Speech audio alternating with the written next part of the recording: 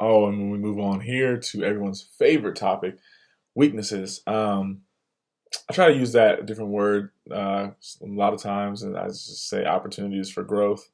Um, Sounds a little more positive, but when it came to this and kind of this the way it presented itself here, um, the first one I think that was tough coming was freedom of choice. Now I guess it sounds kind of bad, but as a coach, when it's like you're teaching something to your athletes or you're telling them to do something, there's not, if they choose not to do it, then chances are they're not going to play, they're not going to be a part of whatever you have going on.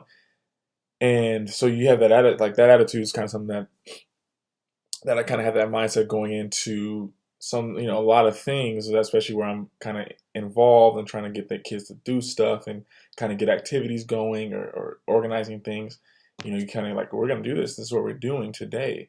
But at this group home, at this setting at Haynes, um, you are not the kids have they really want them to have freedom of choice, and so they really want them um, to not feel pressured in any way, to not feel like they have to do something, to always feel like they have an option, to always feel like they don't. If they say, "Hey, I don't want to do this today," then they don't have to do it, and they can kind of just, and that's just kind of how it is. And so for me, that's something hard because I feel like it's important for them to get out of their cottages and move around and learn something new, whatever that may be. And I think a lot of times that kind of hit me, and I kind of had to just learn that, hey, you can't take away that. You can't just make them do it. And then I think, you know, um, in my mind, it's coming from a good place. So I thought it was the best thing for them, but I kind of, I understand more now. Like I get why it's that way. So that was one thing, and then moving on is instability, and that's because these kids are constantly leaving. A lot of times, the older kids stay a little bit longer, but the younger kids, so that's from ages 6 to 13, they're a lot of times out of there in 30 days at the most. That's the most.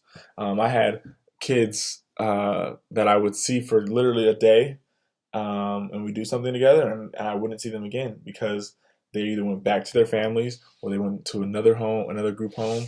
So that's it was kind of sad, and it kind of affected the overall like building the overall stability of the program. So that kind of that was unfortunate. That's the same thing when you're talking about rapport. When you're building rapport with somebody, like it's usually you see them a lot and you build trust and you got the communication, and now you guys are kind of got this, you got it going, you feel confident, you feel comfortable.